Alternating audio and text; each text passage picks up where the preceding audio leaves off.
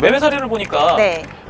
이제 뭐 매년 15년부터 19년도까지 가격이 1,000에서 2천만 원 이상씩 계속 상승을 했더라고요. 그래서 네네. 가장 최근에 매매된 사례는 어떤 거죠? 가장 최근에 매매된 사례가 또 가장 최고가에 매매된 사례인데요. 바로 저희 뒤에 보이는 이 건물입니다. 굉장히 외관을 보니까 엄청 낡았네요. 굉장히 외관을 보니까 엄청 낡았네요. 좀 규모는 있어 보이니까 그래도 저도 나름 네. 전문가니까 그냥 150억? 150억? 네. 틀렸습니다.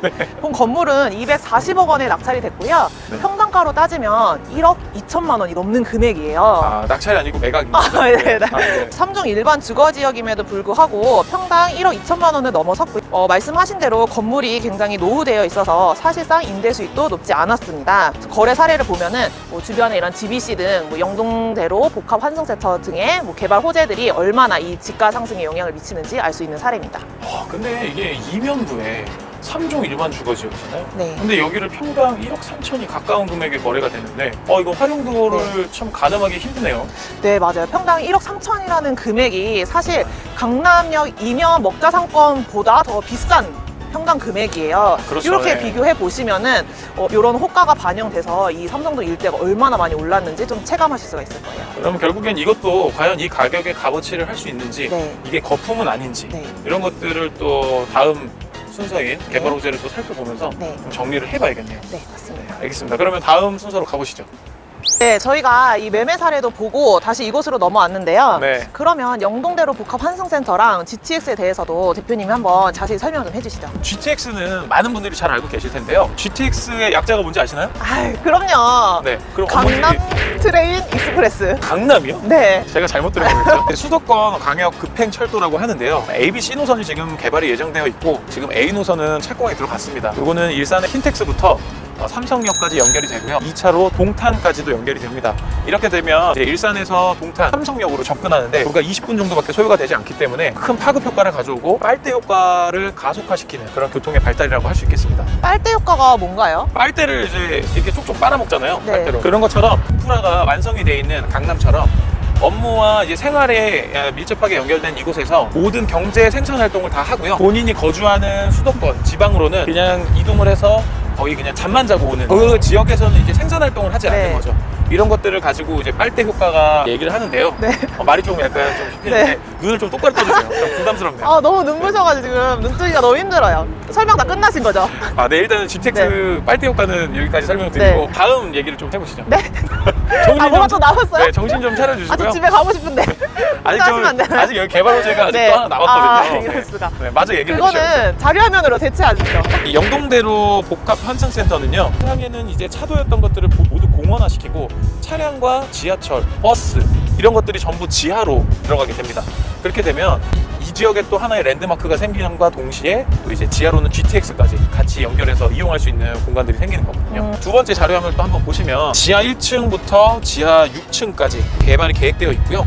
이 규모가 무려 잠실 야구장의 30배 규모입니다. 그러니까 정말로 지하에 거대한 도시가 생기는 거죠.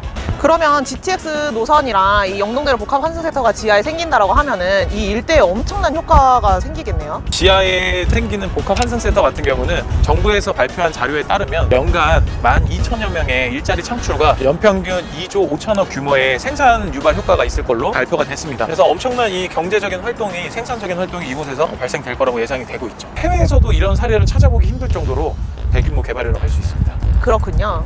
되게 눈 아까부터 좀 제대로 못 뜨시는데 좀 네. 제가 좀 불편하네요. 오늘 촬영 이제 끝인가요? 아니요, 아직 남았습니다. 이제 모든 네. 시간을 총평하는 시간을 한번 이동해서 네. 해보시죠. 이동하시죠. 네. 네, 오늘 삼성동에 대해서 이렇게 각종 개발 호재들에 대해서 알아봤는데요. 네. 이런 개발들이 삼성동 빌딩 시장에 어떤 영향을 미칠지 어떻게 판단하시나요?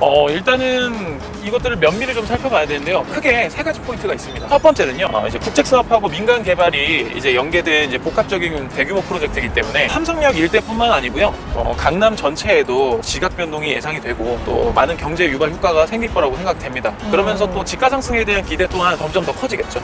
그럼 저희가 앞서 매매 사례로 봤을 때처럼 네. 14년도부터 올해까지 이미 매년 꾸준하게 집가 상승이 있었는데 요거는 앞으로도 더 가파르게 올라갈 것이다 라고 예측을 하시는 거군요. 그거는 조금 보수적으로 판단해야 되는데요. 네. 이제 두 번째를 좀 설명을 드리면 네. 두 번째 포인트는 광역교통이 발달되는 이제 호재가 있기 때문에 이 강남역하고 삼성역이 광역교통의 개발로 인해서 수도권 교통의 허브가 될 겁니다. 지속적인 아까 설명드린 이제 빨대 효과로 인해서 이 지역에서 이제 소비를 하고 경제 활동을 하는 이제 수도권 인구들이 유입이 크게 증가할 걸로 예상이 됩니다. 그렇게 되면은 뭐 지금도 강남의 영향력이 굉장히 큰 지역 중에 하나인데 네. 더욱더 그 영향력이 커지는 것으로 예측할 수 있겠네요. 물론이죠. 그리고 마지막 이제 세 번째 포인트가 있는데요. 세 번째 포인트를 보시면 유입 인구와 이제 상주 인구, 이제 여기서 상시로 근무하는 네. 이런 인구들이 늘어나게 되면 여기서의 어떤 경제 효과, 소비 이런 것들이 증가되면서 상권이나 이 상권 유지나 상권이 확장되는 거에 어떤 영향을 주는지에 대해서 무조건적으로 좋다라고 판단하기는 좀 이른 게 어떤 부분이냐면 보수적으로 봐야 되는 사례가 바로 코엑스입니다. 코엑스는 지하에 모든 시설들이 갖춰져 네. 있고요. 그리고 또 삼성역과 연결이 돼 있기 때문에 사람들이 지상으로 나와서 주변에서 소비를 하지 않는다는 게 네네. 특징이거든요. 근데 이제 GBC와 이제 복합 환승센터 그리고 코엑스까지 연결이 되기 때문에 그러면 지하에 엄청나게 큰 대규모의 시설이 들어오는데 이거는 모든 것을 이제 자급자족할 수 있는 시스템이기 때문에 여기서 교통으로 집으로 바로 이동하고 다시 집에서 여기 와서 출퇴근을 하고 그리고 또 여기서 소비를 하게 되고 이렇기 때문에 주변 꼬마 빌딩 시장에는 긍정적인 영향을 줄 거라고만 보기는 네. 상당히 어려운 부분이 있습니다.